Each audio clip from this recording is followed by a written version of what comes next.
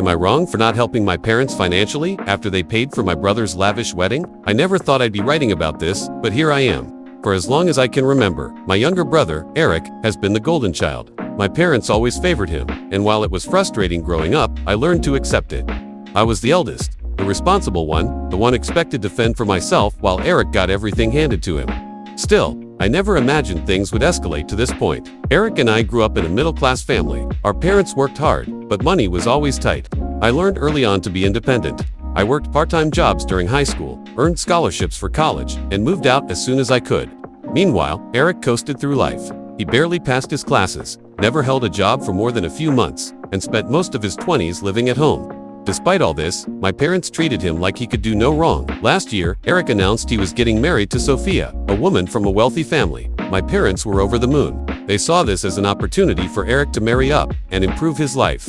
From the moment the engagement was announced, it was all they could talk about.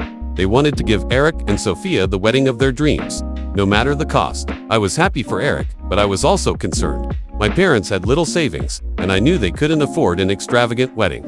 I voiced my concerns, but they brushed me off, saying this was a once-in-a-lifetime event, and they wanted to make it special.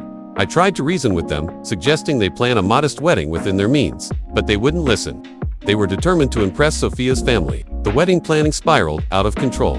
My parents dipped into their retirement savings, took out a loan, and even sold some of their belongings to cover the costs. They booked a fancy venue, hired a live band, and spent a fortune on flowers, catering, and decorations. Eric, of course, did nothing to contribute. He insisted he couldn't help financially because he was starting a new life and needed to save money for his future. The wedding day was as grand as my parents had hoped. Sophia's family seemed impressed, and Eric basked in the attention. My parents beamed with pride, acting like they had pulled off a miracle. I tried to be supportive, but I couldn't shake the nagging feeling that this would come back to haunt them.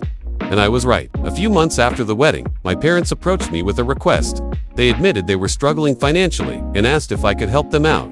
They needed money to cover their living expenses and pay off the loan they had taken for Eric's wedding. I was stunned. They had spent everything on Eric's big day, and now expected me to bail them out. I told them I couldn't help.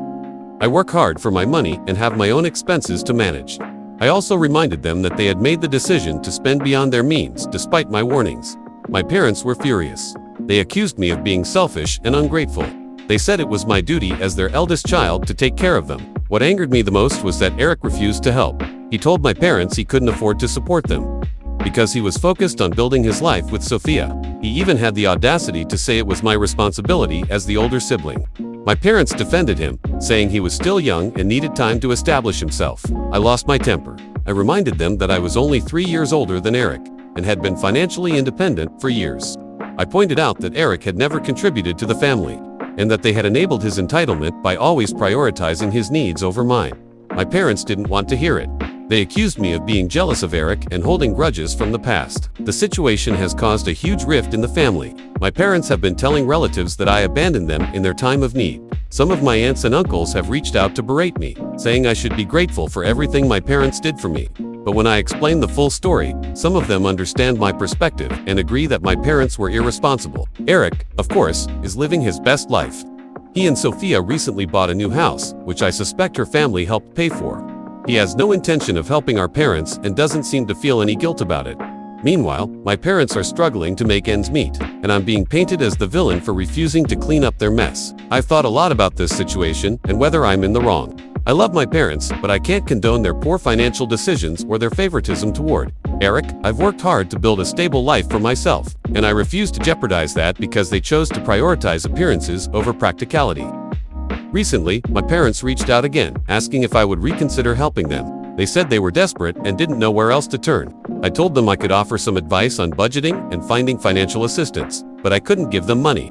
They were disappointed, but I think they're starting to realize that they need to take responsibility for their actions. Update: it all came to a head at a family gathering a few weeks ago. My parents invited me over, supposedly to spend time as a family, but it quickly turned into an ambush. They brought up the financial help again, this time with Eric chiming in. He had the nerve to accuse me of being selfish and abandoning the family. He claimed I was making things harder for everyone, especially him, by not stepping up. I couldn't hold back anymore.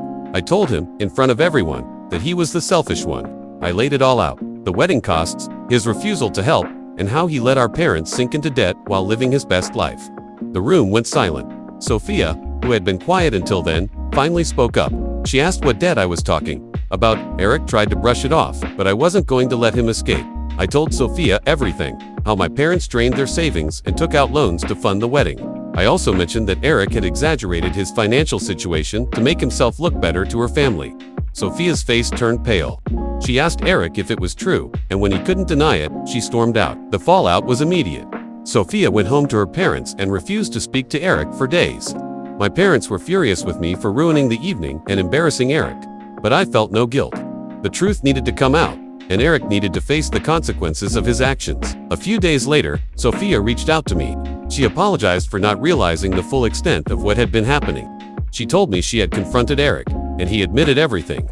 Her family had no idea about the debt, and they were furious. Sophia made it clear that she wasn't going to leave Eric, but she also wasn't going to let him coast through life anymore. To my surprise, Sophia took charge of the situation. She helped Eric set up a small business to start paying back my parents. It wasn't easy, and Eric hated it at first, but Sophia refused to let him slack off. She told him that if he wanted their marriage to work, he needed to prove he could be responsible. Meanwhile, I decided to help my parents in small ways. I started buying them groceries and helping them manage their budget. I made it clear that I wouldn't be giving them cash or bailing them out of their debt, but I wasn't going to let them starve either. It wasn't an easy decision, but I felt it was the right thing to do. Over time, things began to improve.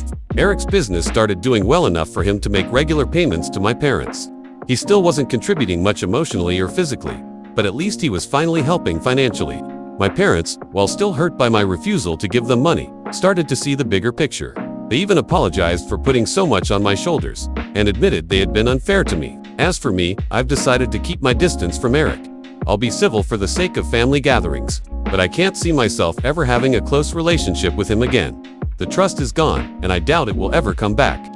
Still, I'm glad that, in the end, my parents are getting the help they need, and Eric is finally learning what it means to be responsible. Looking back, I don't regret standing my ground. It was painful, but it was necessary. Sometimes, the only way people learn is when they're forced to face the consequences of their actions. And while I'll never forget the hurt my family caused me, I'm determined to move forward and focus on building a better future for myself.